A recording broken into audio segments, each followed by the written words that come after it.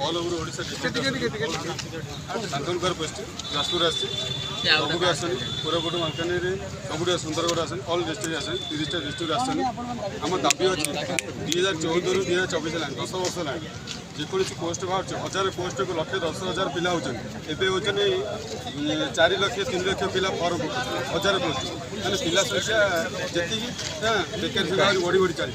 सरकार पाखे आम गुहारी जन सारी जिते थर एज रिलेसन कही गुहारी जन कि सरकार पाखे पहुँचे जेहेतु सरकार आम जाओ विश्वास अच्छी सरकार पाखे पहुँच पार्टी लोक साधारण लोक पहुँच पार्टी आम चाहूँ रिक्वेस्ट कर बढ़ा जाऊ एज रिलेसन सब स्टेट को मो बंधु जहाँ बयान देते सब जहाँ देते से हिसाब से दिखाँ सरकार गोटे तो नियम अच्छी ना ना सब स्टेट को फॉलो करूँ खाली गोटे स्टेट को फॉलो न कर निज स्टेट आईन का समस्त सामान आम चाहूँ एज दिया जाओ 5 वर्ष कहीं 6 वर्ष दि जाऊ एज कहीं आप देखो ड्राइवर बाहर गोटे साधारण पिलाटी आप जानते ड्राइवर लाइसेंस बाहर 18 वर्ष लाइसेंस एज हेबिटे बाहर 20 वर्ष बाहर कर 23 इयर्स